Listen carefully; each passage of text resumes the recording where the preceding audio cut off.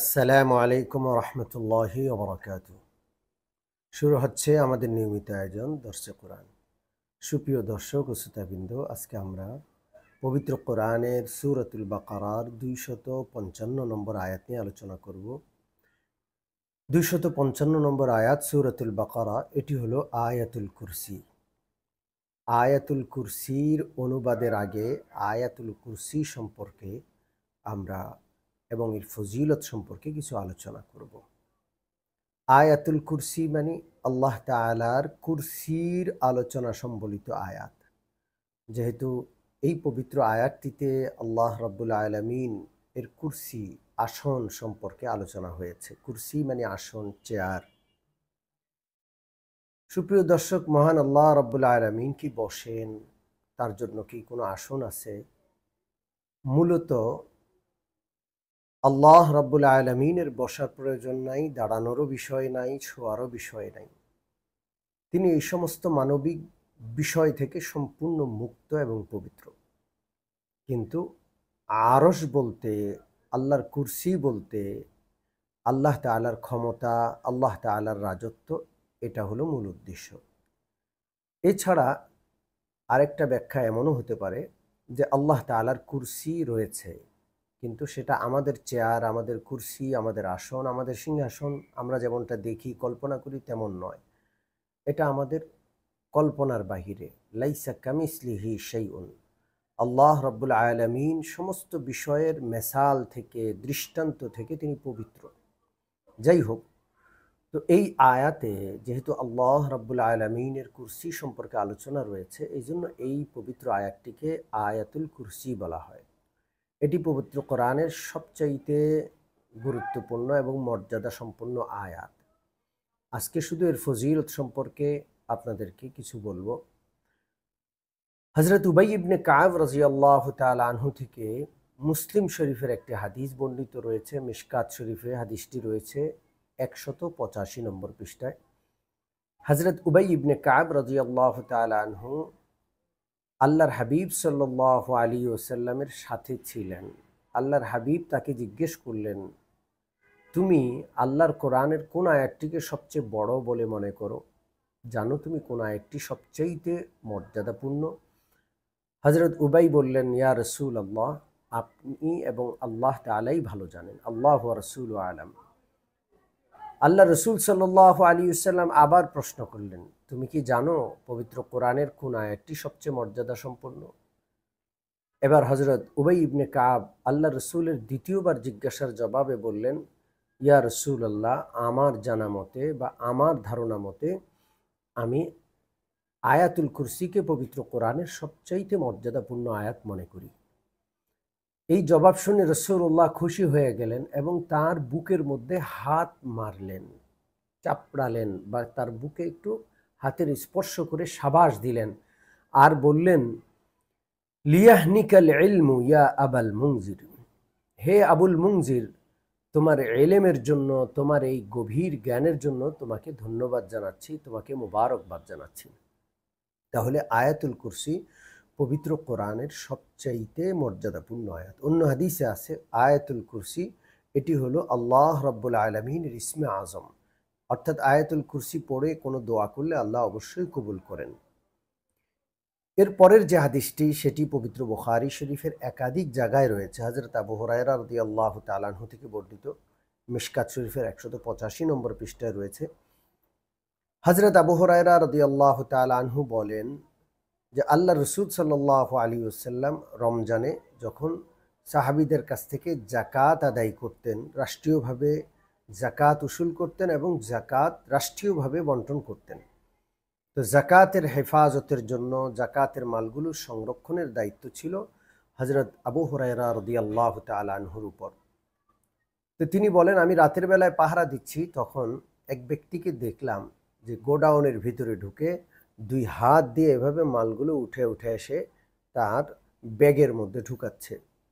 আমি হুট করে গিয়ে তার হাতটা ধরলাম আর বললাম যে তুমি এত বড় অন্যায় কাজ করছো, যাকাতের মাল চুরি করছো, আমি তোমাকে রাসূলুল্লাহর দরবারে উপস্থিত করব, বিচার দিব। তখন রাতের বেলায় আগত এই চোর বা লোকটি বলল যে, হে আবু হুরায়রা, আমি অত্যন্ত মুখাপেক্ষী একজন মানুষ, গরিব মানুষ, আমার পরিবার পরিজন রয়েছে, আমার অনেক প্রয়োজন। আমি প্রয়োজনের তাগিদে আজকে এই চুরির কাজ করতে বাধ্য হয়েছি। আমাকে আপনি আল্লাহ রসুলের দরবারে বিচারে মামলায় আসামি করেন না। হযরত আবু হুরায়রা বলেন, আমি তাকে ছেড়ে দিলাম। রাসূলুল্লাহ সাল্লাল্লাহু আলাইহি সাল্লামের পিছনে ফজর পড়তে গেলাম, নবীজিকে বলতেও ভুলে গেলাম, কিন্তু নবীজি আমাকে স্মরণ করালেন, হে আবু হুরায়রা, রাতের বেলায় তোমার কাছে যে ব্যক্তি বন্দী হয়েছিল তার কি খবর? আমি বললাম, ইয়া রাসূলুল্লাহ, সে আমাকে তার অনেক প্রয়োজনের কথা বলল, তার পরিবার পরিজন আছে এই কথা বলল, অভাবী। তো আমি দয়া করে ফেললাম তার প্রতি এবং তাকে ছেড়ে দিলাম।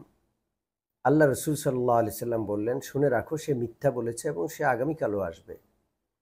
তখন আমি বিশ্বাস করে ফেললাম, নিশ্চয়ই সে আগামীকাল আসবে।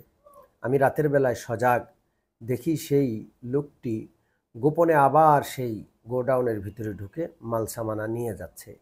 আমি তাকে আবার ধরলাম। সে আবার আমার কাছে তার প্রয়োজনের কথা উল্লেখ করলো, তার পরিবার পরিজনের সংখ্যা বেশি এবং তার অভাব অনটনের কথা উল্লেখ করে অনুনয় বিনয় করাতে আমি তাকে ছেড়ে দিলাম। দ্বিতীয় দিন আবার ফজর পড়তে গেলাম, রাসূলুল্লাহ আবার আমাকে একই কথা জিজ্ঞেস করলেন, তোমার রাতের বেলার বন্দির কি খবর? আমি বললাম, ইয়া রাসূলুল্লাহ, সে আজও গতকালের মতো আমার কাছে অভাব অনটন পরিবার পরিজনের বিষয়ে আলোচনা করলো। আমি দয়ার বশবর্তী হয়ে তাকে ছেড়ে দিলাম। রাসূলুল্লাহ দ্বিতীয়বারও বললেন যে সে মিথ্যা বলেছে, সে আবার আসবে। তৃতীয় দিন আমি অপেক্ষায় ছিলাম যে সে আসবে, সে এসেছে। আমি তাকে আবার পাকড়াও করলাম। আজকে বললাম যে তোমাকে আর ছাড়ছি না, তোমাকে আমি রাসূলুল্লাহর আদালতে উপস্থিত করব। সে আমাকে বলল, আমাকে ছেড়ে দেন, আমি আপনাকে একটা বিষয় শিখিয়ে দিচ্ছি, এটা আপনার বড় উপকারে আসবে। তো আমি তাকে বললাম, কি শিখাবে তুমি আমাকে? তো সে আমাকে শিখাইল যে তুমি যদি রাতের বেলায় বিছানায় যখন ঘুমোতে যাও তখন আয়াতুল কুরসি পাঠ করো, আল্লাহু লা ইলাহা ইল্লা হুয়াল হাইয়ুল কাইয়্যুম। এই পুরো আয়াতুল কুরসি আয়াতটি পাঠ করো, তাহলে আল্লাহ রাব্বুল আলামিনের পক্ষ থেকে তোমার জন্য একজন হেফাজতকারী ফেরেশতা আল্লাহ নির্ধারণ করে দিবেন। তুমি ঘুমন্ত, অথচ হেফাজতকারী ফেরেশতা তোমাকে পাহারা দিবেন, তোমার সম্পদ, তোমার সন্তানাদি, তোমার সমস্ত কিছু হেফাজতকারী ফেরেশতা পাহারা দিবে। তো হযরত আবু হুরায়রা তাকে ছেড়ে দিলেন।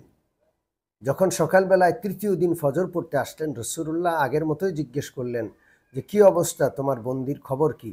আমি বললাম, ইয়া রাসূলুল্লাহ, সে আমাকে একটি আয়াত শিখিয়েছে।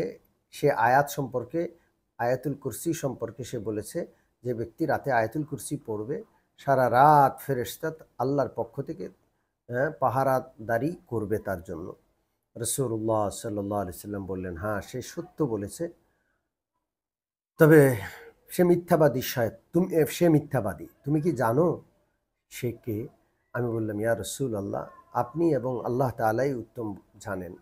আল্লাহ রসুল সাল্লাল্লাহু আলাইহি ওয়াসাল্লাম বললেন, সে এই গত 3 রাত যাবৎ যে তোমার কাছে এসেছে সে হলো ইবলিস, শয়তান।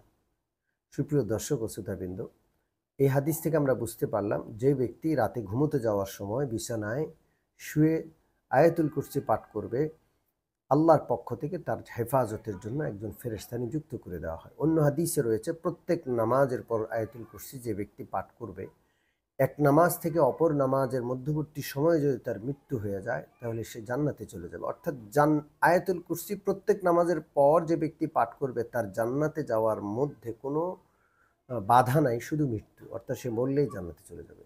সুপ্রিয় দর্শক ও শ্রোতাবৃন্দ, পবিত্র কোরআনের সবচেয়ে মর্যাদাপূর্ণ আয়াতটি আয়াতুল কুরসি, সূরাতুল বাকারার 255 নম্বর আয়াত। আজকের আলোচনা আমরা শুধু আয়াতুল কুরসির ফজিলত এবং মর্যাদা বর্ণনা করেছি। ইনশাআল্লাহ আগামী দর্শে কোরআনে আমরা আয়াতুল কুরসির অনুবাদ করব এবং আয়াতুল কুরসির ব্যাখ্যা বিশ্লেষণ আপনাদের সামনে উপস্থাপন করব। সে পর্যন্ত আল্লাহ তাআলা আমাদের সকলকে সুস্থ রাখুন, ভালো রাখুন। আমিন। আসসালামু আলাইকুম ওয়া রাহমাতুল্লাহি ওয়া বারাকাতুহু।